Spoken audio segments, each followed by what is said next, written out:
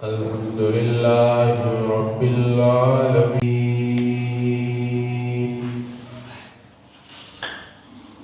الصلاة والسلام على سيد الأنبياء والمرسلين.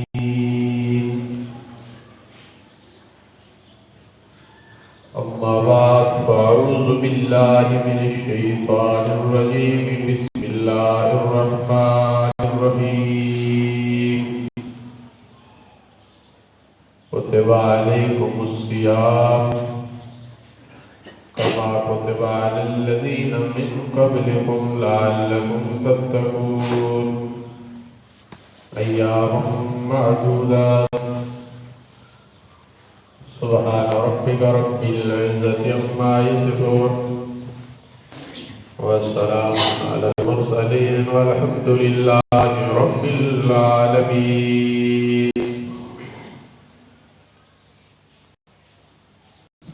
الصلاة والسلام على محمد وعلى آل محمد وأصحاب محمد فجاء محمد سراجا منيرا فصلوا عليه كثيرا كثيرا.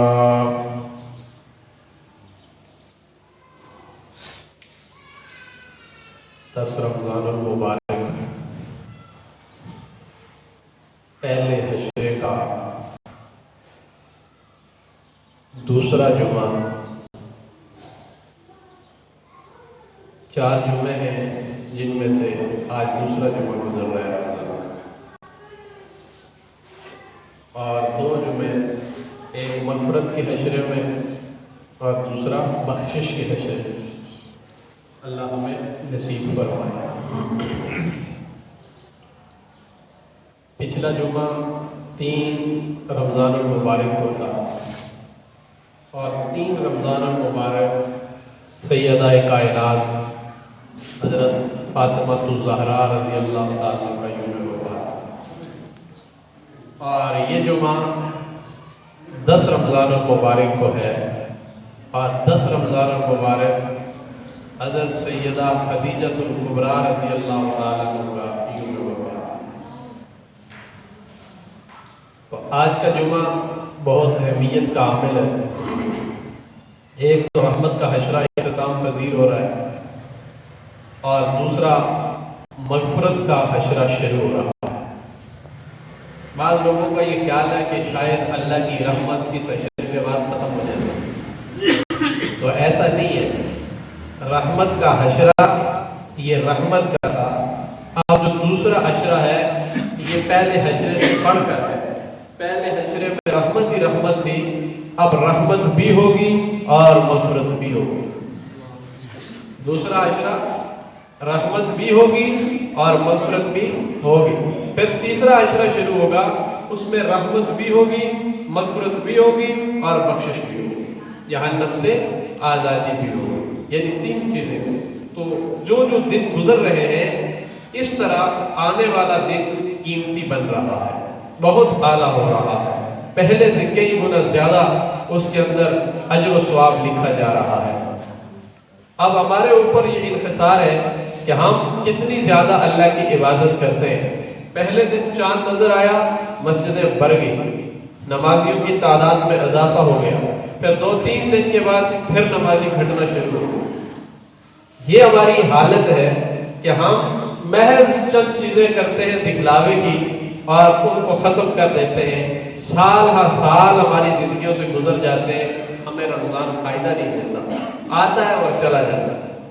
اگر ہم اس کو قیمتی بنائیں اور اس کے اندر وہ تجربہ کریں جو ہمارے اکابر نے کیے، بزرگوں نے کیے، اس انداز میں اپنی عبادت کریں، ہمارے لیے یہ حشرہ بھی قیمتی ہوگا، آنے والا حشرہ بھی قیمتی ہوگا اور رمضان ایسا قیمتی بنے گا کہ آئندہ 11 مہینے ہماری زندگی ایک روایت کے مطابق چلتی ہے. اب رحمت، برکتیں اور مغفرتیں یہ ساری اکٹھی ہیں. اب اللہ کریم اپنی رحمت کاملہ کے ساتھ مغفرت کا بھی اعلان کر رہا ہے. اور کون ہے ایسا شخص جو اس حشرے میں اللہ کے حضور گڑگڑائے اور رحمت بھی حاصل کرے اور ساتھ مغفرت بھی حاصل کرے۔ مغفرت کیا ہے کہ ہم چونکہ پھنسے ہوئے لوگ ہیں، دنیا کے اندر بہت دھنسے ہوئے لوگ ہیں اور اعمال ہمارے پاس کمزور ہیں، نیکیاں ہمارے پاس تھوڑی ہیں، تقوی ہمارے پاس نہ ہونے کے برابر ہے، مختلف قسم کے روحانی امراض کا شکار ہے، گناہ ہم سے اتنے زیادہ ہوتے ہیں اور نیکیوں کی توفیق ہمیں کم ملتی ہے، گناہوں پر گناہ ہم کرتے چلے جا رہے ہیں، گناہوں پر گناہ، حتیٰ کہ رمضان شریف میں بھی گناہوں سے باز نہیں آتے۔ یہ تو ترک گناہ کا مہینہ تھا کہ اس میں چھوڑو تاکہ آئندہ تمہیں گناہوں کو چھوڑنے کی سہولت حاصل ہو جائے اور آسانی ہو جائے۔ حلال چیزیں موجود تھی، اللہ نے کہا نہیں استعمال کرنی۔ اب حلال سے جو روکا وہ اس لیے روکا کہ تم حرام سے خود بخود رکنے والے بن جائے۔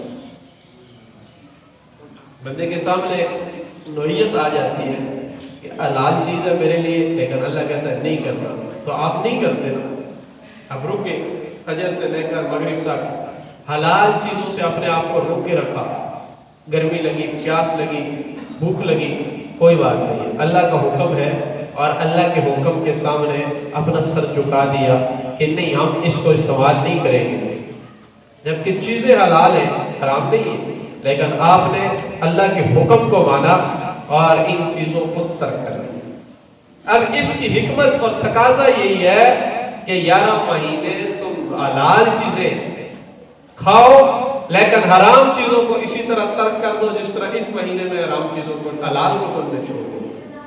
اب کیسی حکمت اللہ نے اپنائی، اگر ہمارے دلوں میں یہ بات بیٹھ جائے اور سمجھ آ جائے تو 11 مہینے ہم ہر وہ بری چیز جو خلاف شریعت ہے، خلاف مزاج پیغمبر ہے، خلاف دین ہے، اللہ اور اس کے رسول کے دین کے خلاف ہے، وہ چھوڑنے میں ہمیں سہولت ہو سکتی۔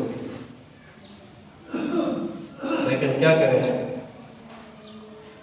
طبیعت ہماری عدم پر غالب ہے، ہمارے مزاج ایسے بنے ہیں کہ یہ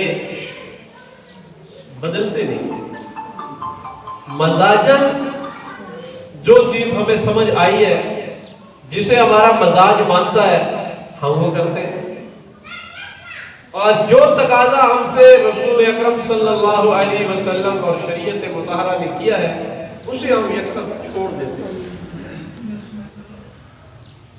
ثابت یہ ہوا نا، ہم نفس کے بندے ہیں، ہم خواہشات کے بندے ہیں، ہم دنیا کی طلبگار بندے ہیں، اور اللہ کریم کی اور رسول اکرم صلی اللہ علیہ وسلم کی اطاعت اور فرما برداری اور آپ کا حکم، اس کو ہم جان بوجھ کر چھوڑ دیں۔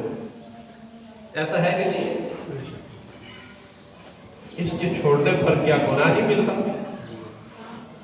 کہ اللہ ناراض نہیں ہوتا؟ اللہ کا غضب نہیں آتا؟ ایک آدمی جان بوجھ کر نماز چھوڑ رہا ہے، اسے پتہ ہے یہ نماز فرض ہے اور 5 وقت فرض ہے، بحیثیت مرد مسجد میں باجماعت فرض ہے، وہ اذان کی آواز سنے اور مسجد میں نہ آئے، نماز کا وقت گزر جائے اور وہ مسجد میں نہ آئے، اور پھر ایک نہیں پورا ہفتہ وہ نماز نہ پڑھے، صرف جمعے کی نماز پڑھے، مہینے میں 4 جمعے پڑھے اور باقی ساری نمازیں چھوڑ دے جان بوجھ کر، تو کیا اللہ کا غضب اس کی طرف متوجہ نہیں ہوگا؟ غضب آ رہا ہے، لیکن اسے فکر نہیں ہے، یہ جان بوجھ کر بغاوت پہ اترا ہوا بندہ ہے، یہ جان بوجھ کر اللہ کو ناراض کر رہا ہے، یہ جان بوجھ کر اللہ سے بغاوت کا اعلان کر رہا ہے، یہ جان بوجھ کر اپنے اوپر جہنم کو واجب کر رہا ہے، یہ جان بوجھ کر جنت کے دروازوں کو بند کر رہا ہے، یہ جان بوجھ کر اللہ کے غضب کو دعوت دے رہا ہے۔ اسے کوئی فکر نہیں کہ میرا اللہ روٹھ رہا ہے، اسے کوئی فکر نہیں میرے لیے جہنم کی آگ تیار ہو چکی ہے، اسے کوئی فکر نہیں، میری جنت کا دروازہ بند ہو رہا ہے۔ یہ اپنی من کی زندگی جینے والا مسلمان، اور کہتا کہ مسلمان میں مسلمان، بے فکری کا یہ حال ہے کہ بادشاہ دو جہاں کی آواز پر اس کے کان پر جوں تک نہیں رہی تھی، بیٹھا رہے گا، ڈرامہ دیکھتا رہے گا، گپ شپ میں مصروف رہے گا، لیکن اللہ کی آواز پر لبیک نہیں کہے گا۔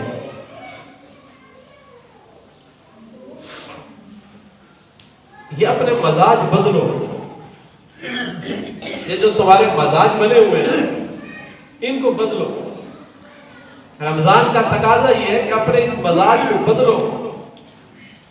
تم خواہشات کے بندے ہو، نفس کے بندے ہو، شریعت کے تابع داری تمہارے اندر نہیں ہے۔ تم وہ کام کرتے ہو جو تمہارا دل کہتا ہے، اور جو رسول اللہ صلی اللہ علیہ وسلم کے ارشاد ہے، اللہ کے حکم ہے، تم وہ نہیں کرتے۔ اب نہ کرنے پر اب کیا سمجھتے ہیں کہ ہمارے لیے جنت تیار ہے اور ہمیں بس مرنے کی دیر ہے، اور پھر اللہ کہیں گے جلدی کرو، جنت میں تمہارا پلاٹ خالی ہے اور آ کے بک کرو۔ ایسے ہوگا؟ ہر بندہ مراقبہ کرے اپنا، محاسبہ کرے اپنا، اور سوچے میں نے رمضان کا پہلا حشرہ گزارا، اس میں کیا کھویا اور کیا پایا۔ تلاوت کتنی کی، نوافل کتنے پڑھے، تراویح کتنی پڑھی، ذکر و اذکار کتنا کیا، گناہوں سے اجتناب کتنا کیا، اور نیکی کے کام کتنے کیے، صدقہ و خیرات کتنا کیا، لوگوں کا خیال کتنا رکھا، حقوق اللہ کتنے ادا کیے، حقوق العباد کتنے ادا کیے۔ یہ 10 دن کا اپنے سامنے ایک شیڈول بنا کر اپنے آپ سے تو پوچھے کہ بھائی تو نے کیا کیا ہے، 10 دن تو نے گزار دیے، اللہ کی رحمت کا حشرہ تو نے گزار دیا، ان 10 دنوں میں تو کرتا کیا رہا، کیا کھویا کیا پایا، کیا تیری زندگی اسی ڈگر پہ رہی جو ان 10 دنوں سے پہلے تھی، اس میں کوئی تبدیلی ہے؟ یہ سوچنے کی بات ہے۔ یہ سوچ کر جب یہ سوچ ہمارے اندر پیدا ہوگی تو پھر ہماری زندگی رفتہ رفتہ بدلنا شروع ہوگی، اور جب تک ہماری سوچ نہیں بدلتی ہم کبھی نہیں بدل سکتے، ہم کبھی اعمال کی ترتیب پہ نہیں آ سکتے۔ اور سب سے بنیادی بات یہ ہے، ایک تمہاری طمع اور خواہش ہے اور ایک حکم خداوندی ہے، ایک تمہارے دل کی آرزو اور تمنا ہے اور ایک رسول اللہ صلی اللہ علیہ وسلم کی سنت اور حکم ہے۔ اب آپ نے کیا کرنا ہے؟ حکم تو یہ ہے کہ جہاں آپ کا حکم آ جائے وہاں سارے تعلقات ختم کر دو، جہاں دین کا مسئلہ آ جائے وہاں رشتہ داری اور برادری کو پس پش ڈال دو، جہاں رسول اللہ صلی اللہ علیہ وسلم کا حکم آ جائے وہاں اپنی تجارت، کاروبار، معاہدے، رشتہ داری، برادری، کنبہ، قبیلہ، خاندان، محبت سب کچھ قربان کر کے پیغمبر کی عزت اور ناموس کے لیے پہرہ دار بن جاؤ، اور جہاں پیغمبر کی عزت اور ناموس کا مسئلہ ہو وہاں چوکیدار بن جاؤ، سب کچھ قربان کر دو، لیکن اپنی آخرت کو دنیا پر قربان مت کر دو۔ دنیا کے چند ٹکوں کی خاطر اپنی آخرت کا سودا مت کرو۔ تھوڑی سی خواہشات کی تکلیف، اب یہ چھوٹی چھوٹی خواہشیں جو ہمارے اندر پیدا ہوتی ہیں انہیں ہم پورا کرنے کے لیے دین کے باغی بن جاتے ہیں، انہیں ہم پورا کرنے کے لیے خواہشات کے پیروکار بن جاتے ہیں، انہیں ہم پورا کرنے کے لیے شیطان کے تابعدار بن جاتے ہیں، نفسانی خواہشات میں اتنے جھگڑے جاتے ہیں کہ قرآنی خواہشات اور محمدی خواہشات ہم ترک کر دیتے ہیں۔ سوچیں کرنا کیا چاہیے تھا اور کیا کر رہے ہیں؟ روزہ فرض ہے؟ بولو جی ہم پر بھی اور پہلی امتوں پر بھی فرض تھا. اور کیا روزہ رکھ کر روزے کو بچانا یہ فرض نہیں ہے؟ روزے کی حفاظت کرنا فرض نہیں ہے؟ روزے کو 4 چاند لگانا اعمال سے کیا یہ ضروری نہیں ہے؟ روزے کا جو حسن ہے حدیث مبارکہ میں آتا ہے بہت سارے لوگ ایسے جنہیں بھوکا اور پیاسا رہنے کے سوا کچھ بھی حاصل نہیں ہوتا. صرف وہ بھوکے اور پیاسے رہتے حاصل کچھ نہیں ہوتا. بہت سارے شب بیدار ایسے ہیں جنہیں سوائے جاگنے کے کچھ حاصل نہیں ہوتا. اب جب ایک آدمی روزہ رکھتا ہے اور روزے کے احکام اور روزے کا خیال نہیں کرتا تو اسے بھوکا اور پیاسا رہنے کے سوا کیا مل سکتا ہے؟ اور ایک آدمی رات کو جاگے لیکن رات کو جاگ کر بدکاری میں وہ رات گزار دے, غیبت میں وہ رات گزار دے, گناہوں میں وہ رات گزار دے, تو اس کی شب بیداری سے اسے کیا حاصل ہے؟ حاصل تو تب ہے کہ نیت کا ترازو درست ہے اور تمہارے اندر کی تبدیلی ہے. بس تم اللہ کے گھر میں سو بھی جاؤ, اپنے گھر میں سو بھی جاؤ, نیت کا ترازو تم نے بہتر کر لیا, تمہارے سارے کام ٹھیک. تو بھائیو یہ بہت قیمتی وقت ہے. رحمت کا حشرہ آج اختتام پذیر ہو رہا ہے اور مغفرت کے ساتھ شامل ہوگی. اب بہترین وقت اللہ سے مانگنے کا رمضان ہے. رمضان کے 24 گھنٹے اللہ کو منانے کا بہترین وقت اللہ نے دیا. ہمیں ایک سیزن دے دیا, تم جب چاہو جس وقت چاہو مجھے پکارو, میں تمہاری پکار پہ لبیک کہوں. میں نے رحمت بھی تمہارے اوپر عام کر دی اور مغفرت بھی عام کر دی. اب بتاؤ تمہیں کیا چاہیے؟ ایک بادشاہ اعلان کرے کہ میں نے اپنے چاہنے والوں کے لیے اپنے سارے دروازے کھول دیے, جو مال مانگے گا اسے مال ملے گا اور جو جائیداد مانگے گا اسے آج جائیداد بھی ملے گی. تو کون ایسا ہوگا کہ جو دوڑ کر نہیں جائے گا؟ ادھر پتہ چلتا ہے کہ چاول تقسیم ہوتے ہیں, ادھر لائنیں لگی ہوتی ہیں, ملنگ کھڑے ہوتے ہیں شاپر لے کے, وہ جب اکٹھا ہوتا ہے لڑائی ہو جاتی ہے, یہ لنگر تقسیم ہو رہا ہے. تو یہاں تو اللہ کی رحمت تقسیم ہو رہی ہے, یہاں اللہ مغفرت تقسیم کر رہا ہے. کوئی جمگٹھا نہیں ہے, کوئی حرص نہیں ہے, کوئی تبدیلی نہیں ہے, کوئی آنے والا نہیں ہے. سال میں ایک بار رمضان میں قرآن سننے کا موقع ملتا ہے. تراویح میں پورا سال تم قرآن پورا نہیں سن سکتے. سننا چاہو تو آج کل تو سہولیات ہے, تم سنو نہیں. اگر رمضان موسم ایسا ہے ہر محلے میں اللہ کا قرآن سننے کا موقع ملتا ہے. اللہ جزائے خیر عطا فرمائے سیدنا فاروق اعظم رضی اللہ تعالیٰ عنہ کو, جنہوں نے تراویح کا یہ اہتمام کروایا کہ ہر محلے کی مسجد میں حافظ قرآن سنائے اور اہل محلہ اللہ کا قرآن سنے. اب کتنے لوگ ایسے ہیں جو قرآن سنتے ہیں؟ سال میں 2 دفعہ قرآن پڑھنا, دیکھ کر ناظرہ, یہ قرآن کا حق ہے ہر بندے کے اوپر. ہم پڑھتے ہیں, تلاوت کرتے ہیں, پر یہ ہمارے فائدے کی چیزیں ہیں, اس سے ہمیں فائدہ ہے, کسی اور کو تو فائدہ نہیں ہے. ساری دنیا قرآن نہ پڑھے, اللہ کا کیا نقصان ہے؟ اور ہم پڑھتے جائیں, قدم قدم پہ نیکیاں, جنت کے دروازے اور درجے بلند, باغات اور محلات میں اضافہ, نیکیوں میں اضافہ, اللہ کی خوشنودی, اللہ کی رضا, یہ سارا ہمیں اس سے حاصل ہے. لیکن کیا ہے, نوجوانوں کے ٹانگوں میں زیادہ درد ہوتا ہے, تراویح نہیں پڑھ سکتے, وہ نہیں آتے پڑھنے. کیا کریں, یہ موقع تو میں کہاں ملے گی. اور جو آتے ہیں یہ میں دیکھتا رہتا ہوں, پیچھے کچھ لوگ اپنی پڑھ رہے ہوتے ہیں, یہ پتہ نہیں کیا پڑھتے ہیں. یہ کوئی ترواں فرقہ ہے, جو تراویح آگے ہو رہی ہوتی ہے وہ پیچھے اپنی پڑھ رہے ہوتے ہیں.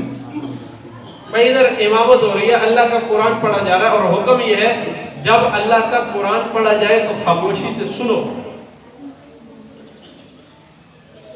اب خاموشی سے مراد اسی لیے فقہاء نے یہ لکھا کہ قرات خلف الامام جائز نہیں ہے. امام کے پیچھے فاتحہ پڑھنا بھی جائز ہے نہیں ہے. اب جب آپ نماز میں کھڑے ہوتے ہیں تو آپ صرف ثنا پڑھتے ہیں، وہ بھی پڑھو تو ٹھیک ہے، نہ پڑھو تو ضروری نہیں ہے. اللہ اکبر نیت باندھ لی، پیچھے کھڑے ہو جاؤ، اب تم امام کے پیچھے ہو، اب وہی پڑھے گا اور تم سنو گے. چاہے وہ نماز ظہر اور عصر کی ہے، پانچوں نمازوں میں ایک ہی ترتیب ہے کہ پیچھے کھڑے مقتدی سورہ فاتحہ نہیں پڑھیں گے چاروں رکعتوں میں. خاموش رہو، سنو. یا تو پتہ ہی نہیں ہے، بوڑھے ہو جاتے ہیں، یہ پتہ ہی نہیں ہم نے نماز کیسے پڑھنی ہے، پتہ ہی نہیں زندگی کیسے گزارنی ہے. وہ اپنی ایک خاندانی ترتیب ہمیں پتہ ہے، اسلامی ترتیب سے ہم یکسر ناواقف ہیں. اور اس میں وجہ یہ ہے کہ ہم آتے اس وقت مسجد میں جب نماز کھڑی ہوتی ہے اور سلام پھیرا، ابھی یہ مسجد بھر جائے گی انشاءاللہ نماز کے وقت، لیکن جو ہی سلام ہوگا یہ سنتیں 4 سنت، پھر 2 سنت، 2 نفل، یہ بھی تمہارے ذمہ ہے پڑھنے. یہ فیشنی نمازیں مت پڑھو، یہ فیشن ترک کرو. بس آئے اور گئے، دوڑتے ہوئے آئے اور دوڑتے ہوئے چلے گئے، یہ پتہ ہی نہیں میں نے پڑھا کیا ہے، پڑھنا کیا تھا. ایسا مزاج بنا ہوا ہے ہمارا. یہ سب نفسانی خواہشات ہیں، یہ سب شیطانی خواہشات ہیں جو ہم جن پر عمل پیرا ہے. نہ ہمیں تو چاہیے کہ ہم مسجد میں آئیں. اب اللہ تعالیٰ نے اتنی رحمت عام کر دی کہ نفل پڑھنے والے کو فرضوں کا ثواب ملتا ہے. ابھی اسی حشرے میں خوب اللہ سے مانگے، اور پھر آخری حشرہ جو شروع ہو رہا ہے اس حشرے میں شب قدر ہے. شب قدر 1000 راتوں سے افضل رات، اس ایک رات کا مقابلہ کوئی نہیں کر سکتا. رسول اکرم صلی اللہ علیہ وسلم نے 10 دن اعتکاف فرمایا پہلے حجرے میں، 10 دن دوسرے حجرے میں، اور پھر ارشاد فرمایا کہ میں شب قدر کی تلاش میں ہوں. مجھے بتانے والے نے بتایا وہ آخری حشرے میں ہے، اسے آخری حشرے میں تلاش کرو. اب بتا دیا گیا تھا لیکن پھر بھلا دیا گیا. پہلے بتا دیا پھر بھلا دیا. وجہ کیا ہے؟ اللہ یہ چاہتا ہے کہ میرے یہ بندے میری عبادت میں زیادہ لگ جائیں تاکہ ان کا مقام جنت میں زیادہ ہو رہا. یہ جنت میں بڑے بڑے محلات کے وارث بن جائے، یہ جنت میں میری رضا حاصل کرنے والے بن جائے. اب آخری حشرے کی 5 راتیں، ان 5 راتوں میں طاق راتیں، 21 رمضان، 23 رمضان، 25 رمضان، 27 رمضان، 29 رمضان، ان راتوں میں کوئی ایک رات شب قدر ہوگی. اور بعض صوفیاء نے لکھا کہ بھئی یہ آخری عشرہ سارا ہی تم شب بیداری میں گزارا. بس کسی وقت بھی اللہ کی رحمت کا جوش آئے اور تمہارے لیے بخشش کا فیصلہ ہو جائے. تو اس کے لیے بڑی آسان ترتیب یہ ہے کہ آخری عشرے میں اعتکاف کیا جائے اور اس کی ابھی سے تیاری کی جائے. عورتیں گھروں میں اعتکاف کریں اور مرد مسجد میں اعتکاف کریں. اب اعتکاف پر ملتا کیا ہے؟ فرمایا 1 دن کے اعتکاف پر 3 خندق جہنم دور ہو جاتی ہے. اور ایک خندق کا فیصلہ جتنا زمین اور آسمان کا ہے، 1 دن کے بدلے اللہ جہنم کو بندے سے اتنا دور کر دیتا ہے. لیکن یہ بھی خیال رہے کہ اعتکاف بھی فیشنی نہیں ہونا چاہیے. فیشن پہ کچھ نہیں ملتا. یہ جو فیشنی اعتکاف ہے موبائلوں پہ لگے ہوئے ہیں، وہ کبھی ادھر چہل قدمی ہو رہی ہے، کبھی ادھر چہل قدمی ہو رہی ہے. مسجد کو انہوں نے کھچ خانہ بنا دیا، گپیں اور جناب شغل ملا. اسلام میں یہ چیزیں جائز نہیں ہیں. کچھ لینے آؤ گے، اگر غلط کر دیا تو جو ہے وہ بھی دے کے چلے جاؤ. اعمال برباد ہو جاتے ہیں اللہ کے گھر میں بے حرمتی کرنے سے. سنجیدہ قسم کے لوگ جو مسجد کے ادب و احترام کا خیال رکھے اور اعتکاف کی اہمیت کو سمجھے، مسائل سنے پھر ان پر عمل کرے، وہ اللہ کے گھر میں آ کر آخری 10 دن کے اعتکاف پر ہوئے. کیا خیال ہے؟ وہ آدمی جو پابندی کر سکے اور جو یہ سمجھتا ہے کہ میں شتر بے بہار ہوں، باغی آدمی ہوں، کھلا تنگی برداشت نہیں کر سکتا، تو وہ فی الحال اپنے اوپر تجربہ کرے، مسجد کے ماحول کو خراب نہیں کرے۔ اور جو کر سکتے وہ ابھی سے ذہن بنائیں، 10 دنوں میں اپنا اہتمام کریں، اور آخری 20ویں روزے کی شب عصر کی نماز کے بعد وہ مسجد میں آ جائے اور اعتکاف کرے۔ اب اس میں بہت کچھ ملے گا۔ سب سے زیادہ فائدہ تو یہ ہے کہ آسانی کے ساتھ شب برات تمہیں حاصل ہو جائے گی۔ مہمان خدا ہوں گے، اللہ کے گھر میں آرام فرما بھی اگر ہوئے تو اللہ مایوس نہیں کرے گا، کہ مہمان ایسا ہوتا ہے کہ اکرام میزبان کے اوپر لازم ہوتا ہے، اور معتکف جو ہے اعتکاف کرنے والا وہ اللہ کا مہمان ہے۔ اب اللہ اپنے مہمان کا اعزاز و اکرام خوب کرے گا۔ اب جو اس کے گھر میں ٹھہرا ہوا ہے ادب و رعایت کے ساتھ، جس طرح آپ کا مہمان گڑبڑ کرے تو آپ بھی اس کو کہتے ہیں چلو بھائی ختم۔ مہمان ایسا کہ جو ادب و احترام کے دائرے میں رہے تو میزبان اس کا احترام کرتا ہے، اسے اعزاز و اکرام دیتا ہے، جناب کھانے پینے اور جاتے ہوئے تحفے اور تحائف بھی دیتا ہے۔ اب اللہ کے گھر میں جو میزبان آئے، مہمان آئے اور میزبان اللہ ہو، پھر اس کو کتنا عطا کرے گا، خیریں بھی ملے گی، برکتیں بھی ملے گی، رحمتیں بھی ملے گی، مغفرت بھی ملے گی، شب قدر بھی ملے گی، شب برات بھی ملے گی۔ وہ جو چاہے گا اللہ اس کو عطا فرمائے گا، اس کی ہر دعا پہ فرشتے آمین کہیں گے، اس کی حاجتیں اور ضرورتیں اللہ اپنے خزانوں سے پوری کرے گا، دنیا جہانوں کی رحمتیں اسے عطا فرمائے گا۔ وہ مانگے نہ مانگے اللہ اسے اتنا عطا کرے گا کہ سال بھر اس کے دامن سے خوشیاں وابستہ رہیں۔ لیکن احترام والا ہو، قدر کرنے والا ہو، عزت کرنے والا ہو، خیال رکھنے والا ہو، بس یہ ہمارے لیے لازم ہے کہ ہم اس طرح، یہ ہمارے مزاج ایسے بنے ہوئے ہیں، حیرانگی ہوتی ہے کہ ہم کب سمجھیں گے۔ اپنے کندھوں پر جنازے اٹھاتے، اپنے ہاتھوں سے قبریں کھودتے، مردے دفناتے، لیکن پھر بھی ہمیں کوئی سمجھ نہیں آتی، یار ہم نے بھی چلے جانا ہے، ہم نے بھی مرنا ہے۔ اس جہاں میں کون باقی رہا جو ہم باقی رہیں گے؟ چند دن کا ہمارا یہ کھیل ہے، یہ ایک دن ختم ہو جائے گا۔ اس کھیل نے ختم ہونا ہے اور ہم نے مٹی کے نیچے جانا ہے، اور پھر ہم نے وہاں جا کر ہمیشہ کے لیے مٹی میں سونا ہے ایک طویل عرصہ۔ لیکن یہ بھی نہیں ہے کہ وہاں ہمیں کوئی پوچھنے والا نہیں ہے، مرتے ہی ہمارے لیے اگلے جہاں کے اسباب شروع ہو جائیں گے، ہمارے ساتھ حساب و کتاب شروع ہو جائے گا، ہمارے لیے جنت یا جہنم کی کھڑکی کھول دی جائے گی، اور وہاں پھر ہماری زندگی اس کے تابع ہوگی، جہاں کوئی ہمیں پوچھنے والا اور دل بہلانے والا نہیں ہوگا، کوئی ساتھ دینے والا نہیں ہوگا، کوئی درد سننے والا نہیں ہوگا، کوئی پوچھنے والا نہیں ہوگا، ہم ہوں گے تنہا اور اللہ کا حکم ہوگا۔ اب بتاؤ اس کے لیے تیاری کیا ہے؟ یہ رمضان گزر رہا ہے، کتنی دفعہ ہم دن میں توبہ کرتے ہیں؟ اللہ کے سامنے 2 نفل پڑھ کے کیا ہم توبہ کرتے ہیں روزانہ؟ بولو کتنے بندے ایسے ہیں جو روزانہ اللہ سے توبہ کرتے ہیں، 100 دفعہ استغفار پڑھتے ہیں؟ اب یہ کم از کم 100 دفعہ استغفار، ایک تسبیح تو استغفار کے میں پڑھنی چاہیے۔